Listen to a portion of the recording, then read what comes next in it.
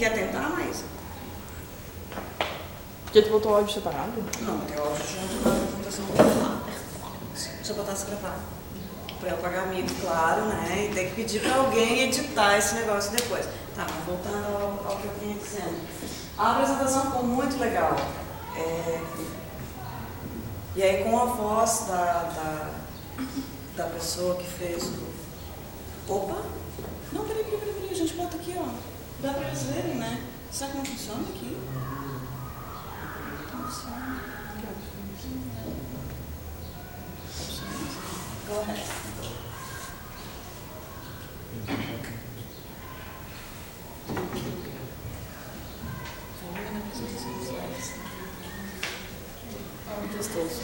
Bom, aí era a voz da mulher dizendo, tudo bem com você? Não, bom dia, seus lindos, etc. Que era o que eu queria que ela fizesse com você, mas já que ela não fez, bom dia, seus lindos! Bom dia! Uma das coisas que a Maísa falou ali é que eu tenho uma agenda muito full, isso é verdade, a minha agenda está sempre cheia. Eu trabalho sempre até muito tarde, eu gosto muito do que eu trabalho. O trabalho que eu faço, eu gosto muito de trabalhar. E eu trouxe uma apresentação para vocês. Vamos tocar para frente, deixa para lá. Infelizmente vai ter que ficar para outra. Bom dia, seus lindos do segundo ano. Tudo bem com vocês? Ótimo. Nossa, que animados eles, né? Puxa, o recreio deve ter sido maravilhoso, gastaram todas as energias, não tem mais. Aí ela dizia, né, eu sou a mulher do Google, aquela que ajuda a fazer pedidos de pizza e passar trote pela internet. Isso ficou muito legal na apresentação. Mas hoje ela ia estar aqui só para me apresentar para vocês, mas essa jaguara furou o negócio. Vamos começar? Por que estudar? Quem é que gosta de estudar? Não precisa mentir, tá? A Maísa faz de conta que não vai ver, ela faz de conta, senão filma isso. Quem é que gosta de estudar? Gosta de tem alguma matéria assim que, nossa, que show, vou chegar em casa e vou ver de novo. Eu gosto de aprender. Eu não vou aprender, mas estudar... O que é estudar pra ti? Bom, estudar é quando... É o que eu acho. O conceito de estudar é quando talvez eu tenha uma dificuldade com uma matéria, eu chego em casa, pego meu livro, olho a matéria. Agora eu vou estudar sozinha, eu não aprendi aquilo ainda, então eu estudo. Estudar é uma das coisas que, uma das palavras que tem um conceito extremamente amplo, tá? E eu vou tentar ficar assim no mundo de vocês, porque vocês podem não acreditar, mas eu já tive a idade de vocês, tá? Eu já cabulei a aula, gazear que o pessoal diz hoje, né? Já gazeei a aula, já fiz um monte de coisa que vocês fazem. E depois que o tempo passa, a gente começa a ver que essas coisas que a gente faz não são exatamente as melhores escolhas para a nossa vida, tá? Estudar é uma das palavras que tem inúmeras significações. Ela não significa só o que a colega de vocês disse. Realmente, é uma das definições de estudar. Mas vamos pegar o mundinho de vocês. Os meninos, quando vem uma menina muito bonita, eles estudam a menina.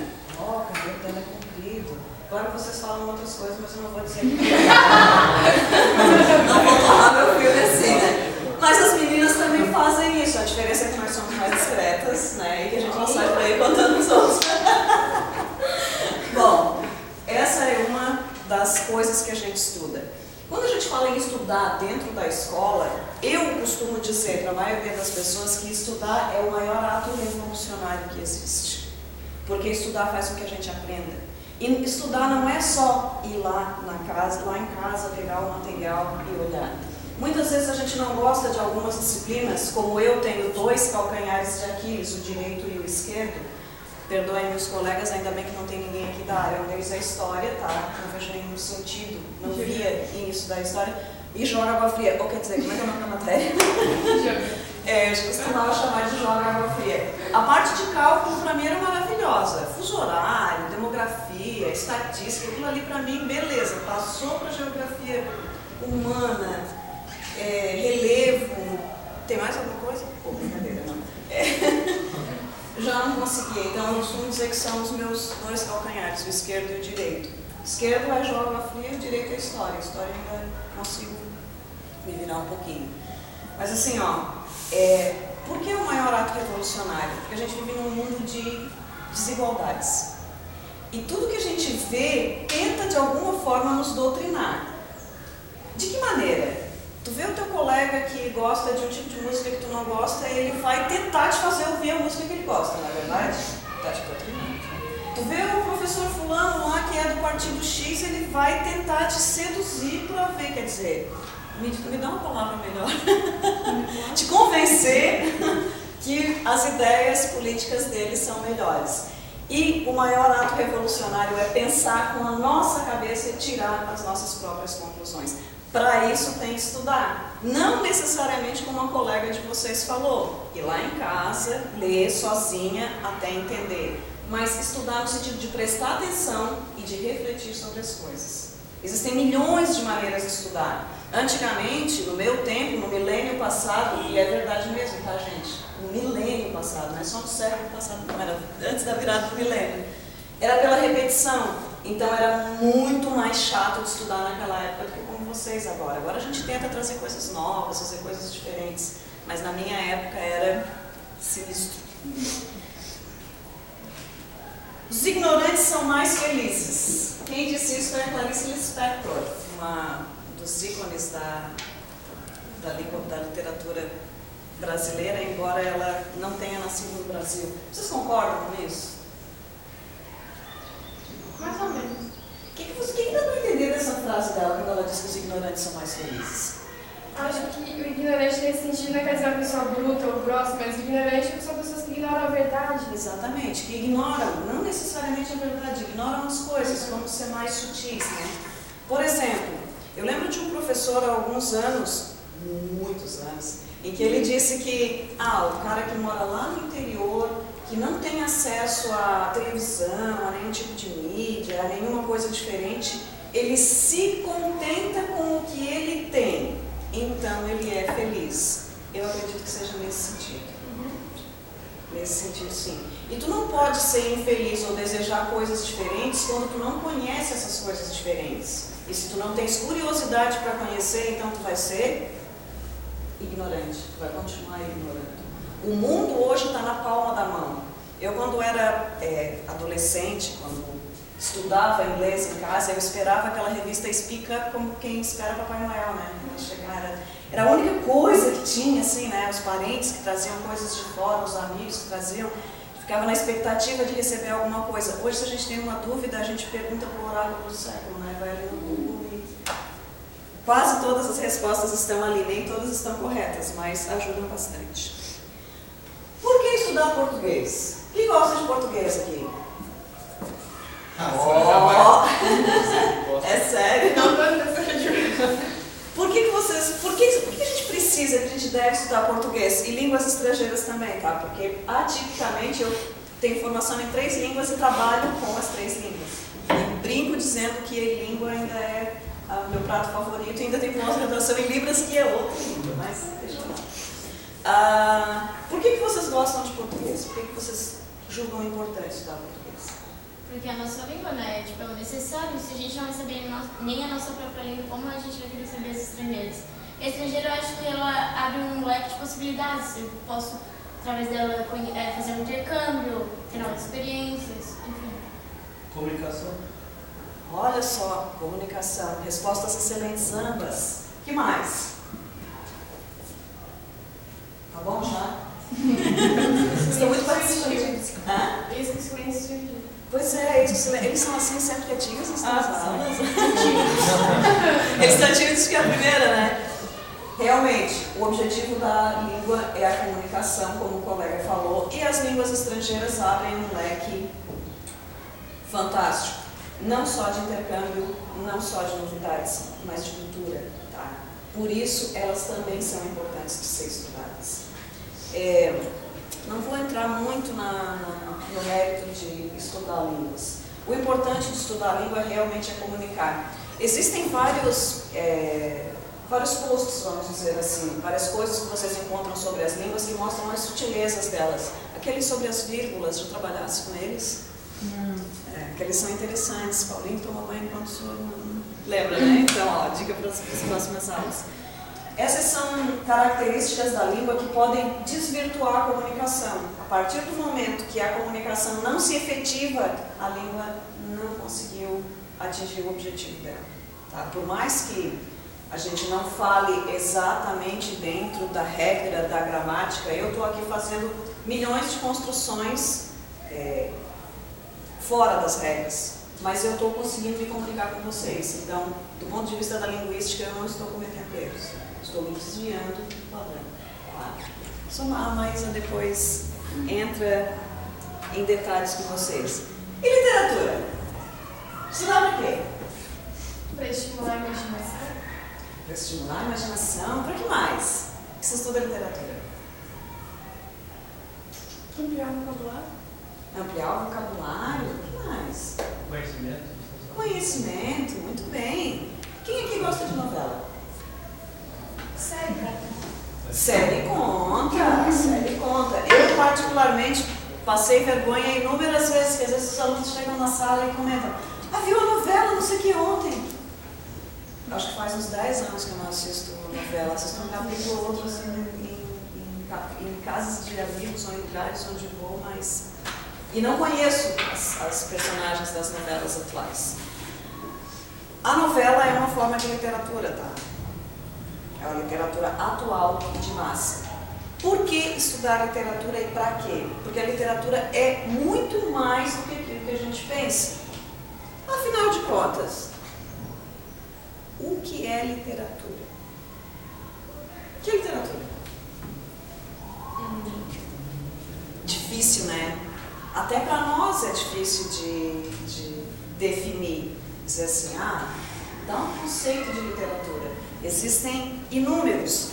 Eu, como sou gramatiqueira de carteirinha, como costumo dizer, pelo fato de ser revisora, vou direto na origem e na significação, coisa de dicionário, de léxico mesmo. Vem do latim literis, que significa letras. E possivelmente é uma tradução do grego gramatiqueiro. Então, olha só.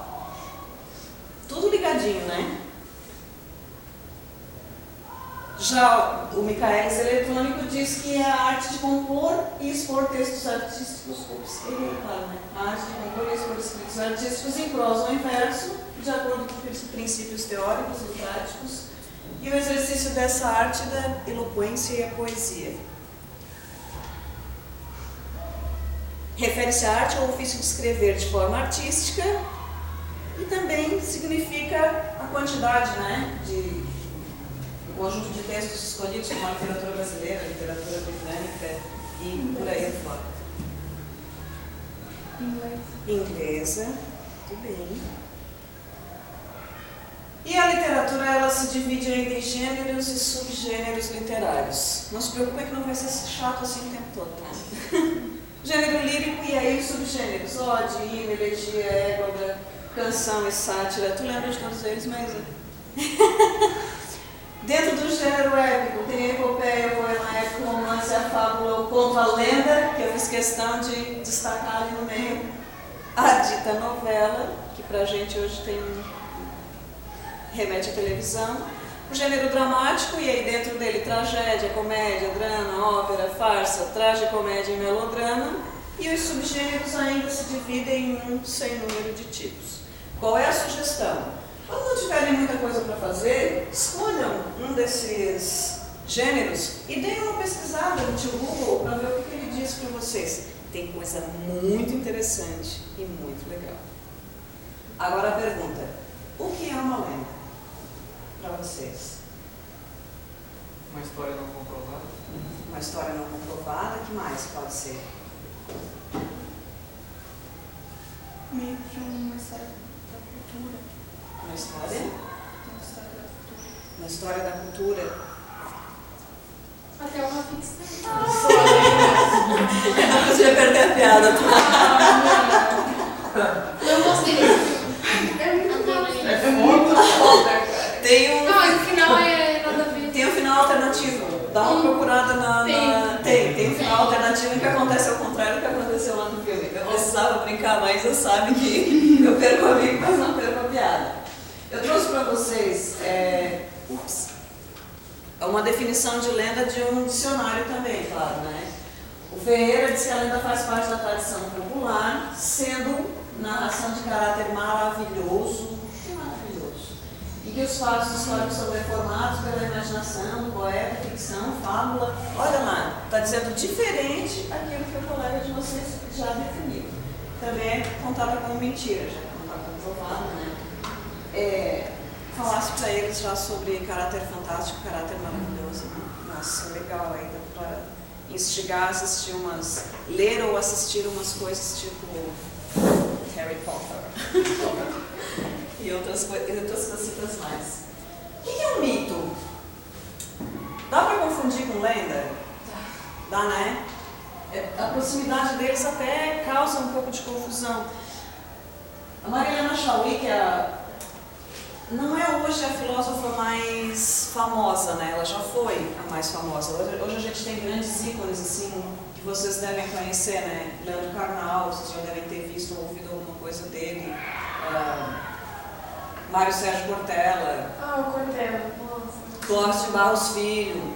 Esses caras são muito feras. Então, a Chauí também é uma filósofa que tem uma quantidade interessante de aulas e de livros publicados que dão um embasamento legal.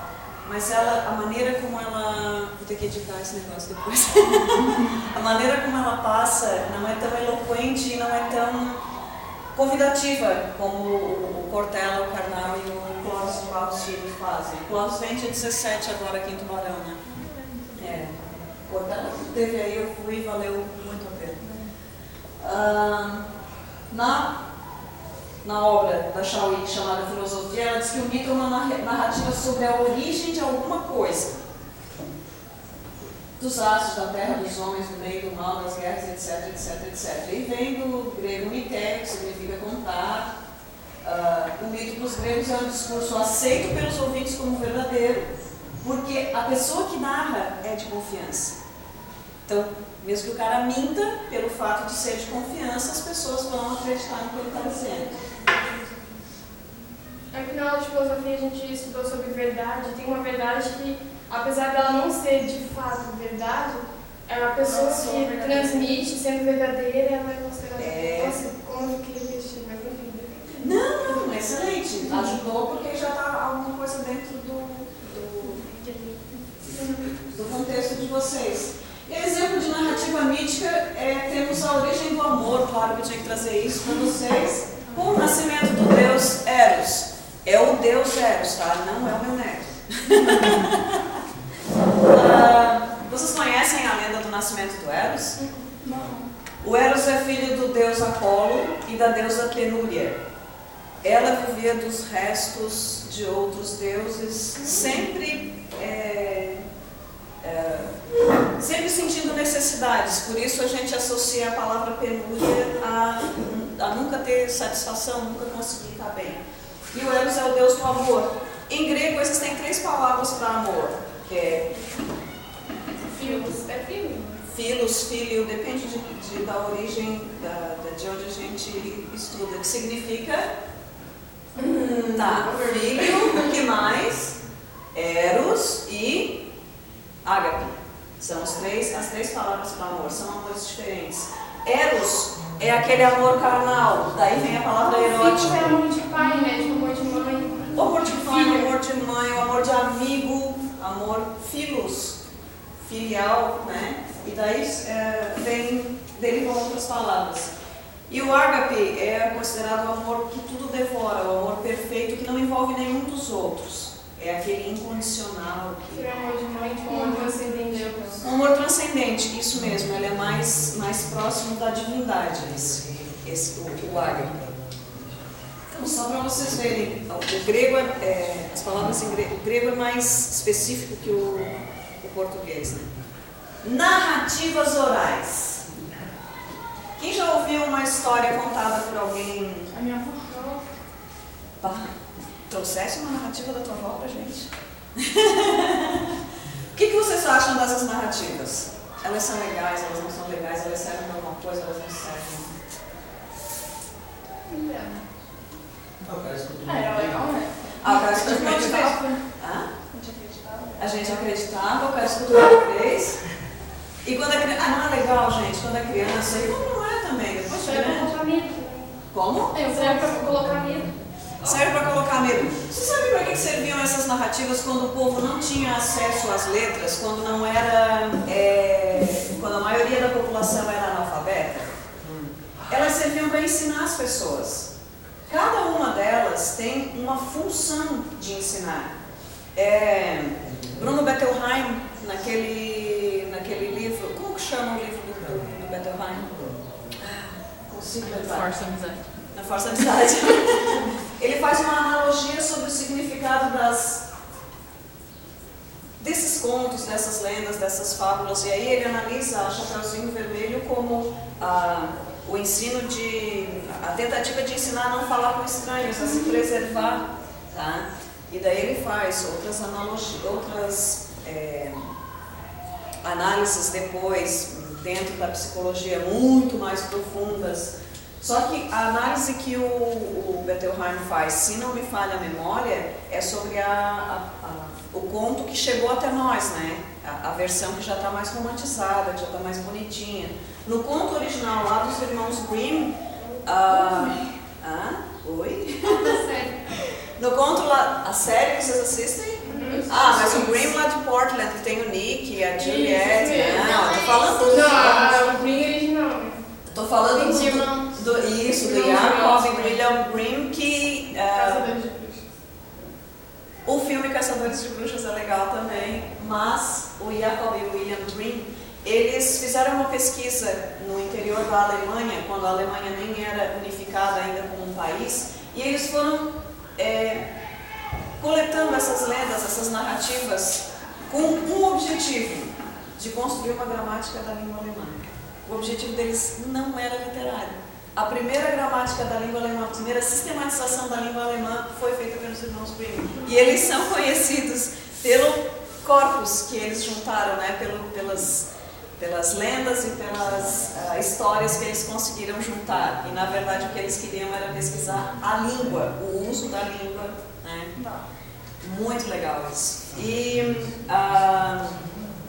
essas narrativas, essas lendas, elas tinham a função de ensinar o povo, ensinar alguma coisa. Na Chapeuzinho Vermelho, como eu dizia para vocês, no conto original, será que eu posso falar para eles? Posso, né? O lobo mata a avó, pica em pedaços, assa a carne, tira o sangue dela, mistura com vinho e a Chapeuzinho Vermelho come a carne da avó e bebe o vinho. É bem sinistro mesmo. Então não é só a questão do preserve-se. Preserve-se porque pode acontecer algo muito ruim. Entre tantos outros, né? Tem uma série de livro que eu gosto que a história é bem diferente, que na verdade a Chapeuzinho do Lobo é a Chapeuzinho, só que a avó dela não conta pra ela. A Garota da Capa Vermelha chama o livro, o filme. É esse? Não, na verdade foi numa série que eu vi. Como é que é o Na nome? verdade, tem várias versões. Tem inúmeras Eu versões. esqueci o nome da série, mas Time. daí, tipo, a avó dela esconde esse segredo dela e ela só descobre numa noite que ela não usa capa, porque na verdade a capa dela protege ela, dela não se transforma. É a história do filme A Garota da Capa Vermelha. Mas é da série Once Once Upon Como é que é o nome mesmo? Time. Once Upon a Time. A monografia da Maísa foi sobre essa série, tá? Ela foi me orientando de monografia na graduação. Muito legal. Me fez assistir a série inteira, né? Mas eu nem conhecia. Então, vamos voltar. As narrativas orais são lendas? Por que a gente deve preservar as nossas? Tu, quem te contava as histórias? Tu mantém. Minha avó? Tua avó contava? E tu acha que é legal contar? Tu vai contar para os seus netos também? Pra botar medo? Para botar medo. Será que esse era o objetivo dela, botar medo? Me alertar. Alertar? E tu acha importante então preservar? A maneira que eles prestam atenção ali. Mexer melhor. maneira de prestar atenção e de ensinar. A criança parar de sair na rua, eu não vinha pra saco também. Minha avó vinha falando do saco. Minha mãe também falava isso pra mim. Vai de saco. Porque com 5, 6 anos eu adorava estar na costeira pra brincar. Aham. Ela falava que se eu não parasse com isso, o povo do saco ia me pegar. Acho que todo mundo sofreu bullying com o homem de saco. Foi ameaçado com o homem de saco um dia, Pra parar de sair na costeira. um momento da vida. Até eu também fui ameaçada com o tal do... Pra vocês verem como o negócio é antigo. Aqui eu coloquei uma citação do Tolkien, que é o escritor do Senhor dos Anéis, da trilogia. E ele é mais conhecido pelo Senhor dos Anéis. Esse filme, pra te conseguir ver, tem que ficar o dia todo. Acho que às 3, 4 horas, 2 dias. São 3 filmes, na verdade, e eles são todos longas. Eu acho que todos têm mais de 3 Eu fui horas. mais demorado que eu já vi na minha vida. Olha, a trilogia tem mais de 1.600 páginas se considerar os apêndices, tá? Os livros deles são fantásticos, não só esses, como outros também. Tem o Hobbit, e aí o Hobbit está se desdobrando em outros filmes, mas tem outros anteriores ao Hobbit, que é onde começa a história, que é o Silmarillion. Fora que as referências que os livros têm em comum também. Tipo, Nossa, eu adorei isso. tá ligado? Tipo, histórias que eles têm em comum, não histórias, mas referenciazinhas que o escritor, sabe? Me dá um exemplo. Ah, eu não vou conseguir citar um exemplo. Mas são referências que tem. Uma vez eu vi uma reportagem e tem realmente o escritor, eu sei. Assim, ó, entre o Tolkien, quem lê uma obra do Tolkien, quem lê Eu Lewis, as Crônicas de Nárnia, C.S. Lewis, Clive Staples Lewis, eles têm muitas referências, eles eram amigos, tá? Contemporâneos e amigos. E quem leu a obra da Rowling, Harry Potter, ela tem muitos elementos de ambos, tá? Por exemplo, do Senhor dos Anéis, um que eu lembro assim, nesse momento, do Senhor dos Anéis, ela traz a aranha gigante, o Aragog, né? Tem a aranha gigante que vai devorar o Frodo lá dentro da caverna, é um elemento que ela traz. Das Crônicas de Nárnia, ela traz nomes de personagens, né, pro livro. Entre outras, eu não consigo lembrar de cabeça, assim, mas eu menciono isso na minha monografia de graduação, que está lá no domínio público. Se vocês entrarem no site do domínio público, colocarem o meu nome e puxarem por texto, vocês vão poder ler, está lá disponível para quem quiser ler, tá? Eu trouxe essa citação do Tolkien porque ele diz: tem um mundo secundário em que a sua mente pode entrar.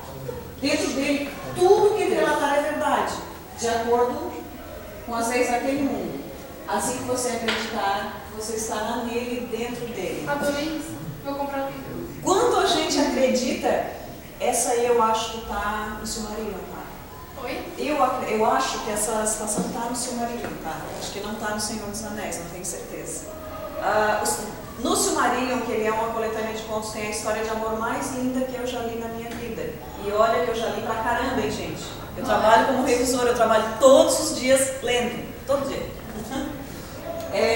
Enquanto a gente acredita nessas lendas, naquilo que as pessoas contam pra gente, a gente vai moldando a nossa própria personalidade, vai evoluindo, vai aprendendo. E isso é interessante. Por isso eu trouxe essa citação para vocês. Dificuldades e possibilidades. Quem aqui gostaria de escrever um livro?